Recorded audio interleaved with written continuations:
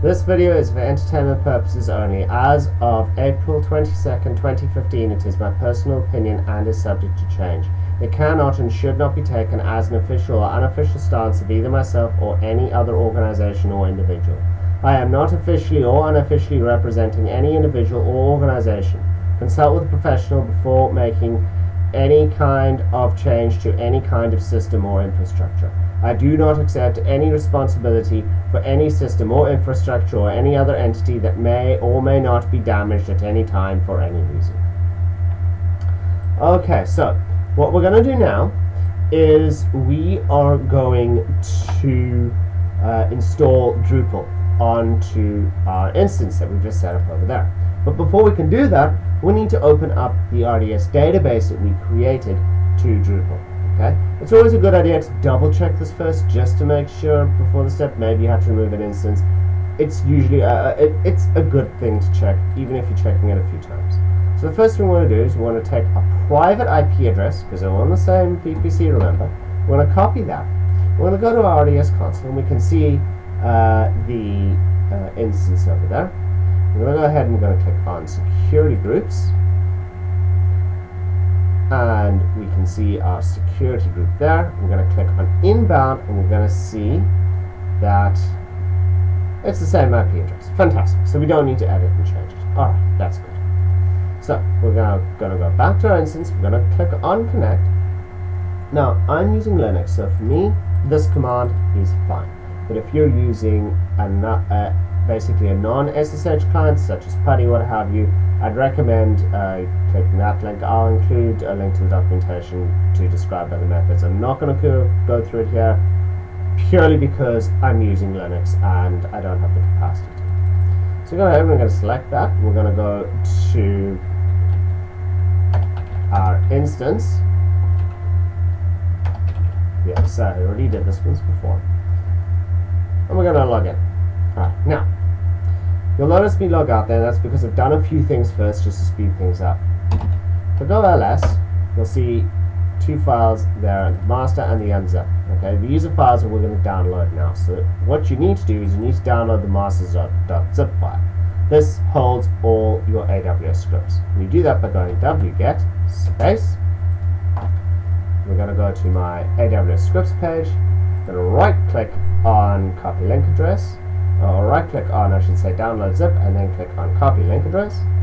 Go back to our terminal, we're going to paste it in. Now if you press enter, it'll download that file again. We've already done that. Now we go. The next step is to go unzip and master. Now if we press enter now, it will create that directory. Okay, because that directory is essentially zip. Alright. So now what we need to do is we now need to enter super user space and install everything. And how we do that is by going pwd to see where we are, and then we're going to go sudo-i. Now the reason why I'm doing this is because I need to enter super user space, and at the same time I also need to, I prefer -i because it enters me into super user space, as opposed to doing sudo su, which just makes me a subset of EC2. That's just a preference thing, it's not necessary.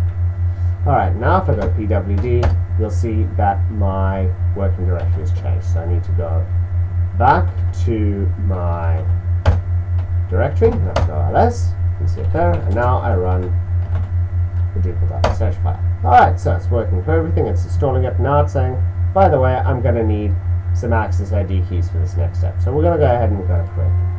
So we go here, we can close that out, I'm going to click on our name. We're going to break the rules here, okay? You should not be doing this, alright? We're going to go ahead and we're going to click on security credentials, and we're going to open up this bit here where it says access ID key. Okay? This creates an access ID key for the entire account, i.e. total administration. Do not ever do this. Create an IAM user. I'll go through how to do that in a later video, probably 1 or 2 videos time, but you need to create an IAM user that has the access you want. It's a lot safer for the moment. Because this is temporary and I'm deleting it from this video, it's demonstration purposes only. In this specific case, it's fine. but it's not something that you should make a habit of. Simply create a new one by just clicking on Create New Access ID Key. Click on Show Access ID Keys, and there they are there. So, now what we're going to do is we're just going to copy these to a text file. You can see it there. Alright, fantastic. So we're going to go back to our terminal. We're going to go ahead and we're going to press Enter. I want MySQL. Alright, there's once the first access ID key, so we're going to put that in. And I want the next one, so we're going to go ahead and we're going to put that one in. Alright. The default here for me, because I happen to have run through the script once before to confirm everything was fine, but it happens to be EU Central. For you, it will be blank, so you go ahead and enter one. I'll include a link to the various regions and their codes in the description. For the moment, though, we're just going to press Enter, and we're going to leave that as table. Alright, so now it wants to set up the database. So what we do is we simply press main, which is our main user, and it wants the password, and there are our tables. Okay, so now I want to create a new table from scratch. So I'm simply going to do that by saying my drupal. Okay, I'd recommend storing that table name because we're going to need it later on. So we're just going to put it into our text file. Alright. Okay, and we need to enter in our password one more time. Alright, you can see that error saying this table doesn't exist, I couldn't drop it. That's completely fine, we're expecting that. So we enter our table password again. Everything looks fine, so we're going to go ahead and we're going to press Enter. And it's now installing everything. So now it says, okay, look, I've installed everything. I've seen that there are extra volumes on your drive. Do you want to mount them? We're going to go yes. We now need to enter the volume name. We do that by simply typing in xvdb. Alright, that's the name of the volume that we want. We're going to go ahead and we're going to press Enter. And now we want its location, which is var www html. Okay, because that's where I want it. That's where my Drupal is going to be installed. Now I want to put it there. So once that's done, we're going to go ahead and we're going to press Enter. Alright, this is just this thing saying, look, this is going to take me a while. I need to rebuild everything. Is that okay? Yeah, it's fine. So we're going to go ahead and we're going to press Enter. And you can see it now, and it's busy building everything. Alright, this next thing, it's asking us, do we want to overwrite? So we're just going to go, yes, it's fine, you can overwrite. Okay, we are done. Kind of, not ready. The last step is where you see this bit here. Alright, we're going to need that. So what we're going to do is, what this is saying is, look, you need to go back to Drupal, to the Drupal website, and you need to finish the installation there. So we do that, we simply go to our website, close that out. This access ID key we can delete now, we're not going to need it anymore. So we'll go yes. And if we go to services and we click on EC2, we'll go to running instances,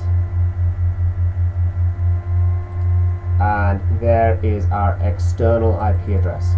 Okay? We're simply going to take that, we're going to put it into a new browser, and here we have Drupal. Alright, fantastic. So now we need to finish the installation. We're going to go save and continue. Save and continue. Right, the database name, remember the one we entered was my Drupal. Okay, the username was root. We're going to put in the password. Now this next step is important. We click on advanced options. Okay, the database name is not localhost. We need to get it. That's it over there. Okay, so what we're going to do is we're simply going to copy that. Okay, you can see it there. And what we want is this bit here. Alright, so we're going to go back to Drupal. We're going to put it in there. And now it wants to know the port, which it gave us when it gave us a whole name, and that's 3306. We'll put in the port. And everything else is fine. With a little bit of luck. Okay, right. No, we don't need to save it. Alright. So now it's busy installing Drupal. Okay. And it's almost finished. Alright, so now it's just saying, by the way, these are changes. Do you want to make any changes? And I go, yeah, I want you to make changes. Alright. So what changes are we going to want to make? Well, we're going to put the site name, hello. I'm not email address. We'll just put in example at example.com. I'd recommend putting in your own actual valid email address because we'll email you every time it needs an update. Or if there's anything wrong, this is how your actual Drupal instance will communicate with you. Because I don't want to release my email address online, example@example.com. Okay, so the next thing we want is a username. So I'm just going to put in my Drupal and a password.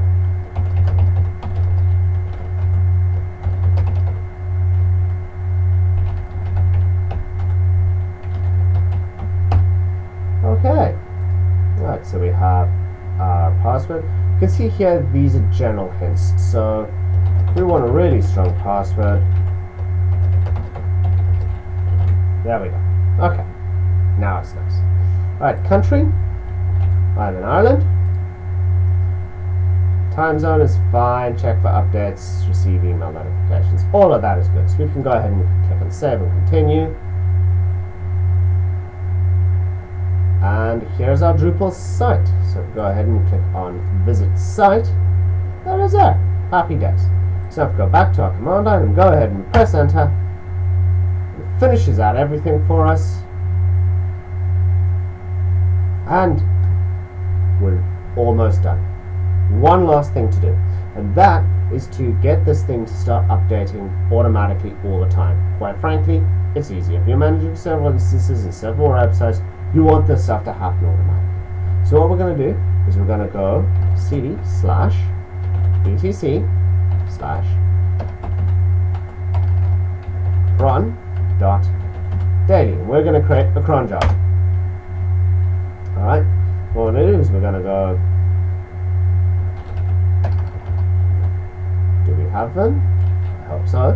We're going to go them update. Okay. Now,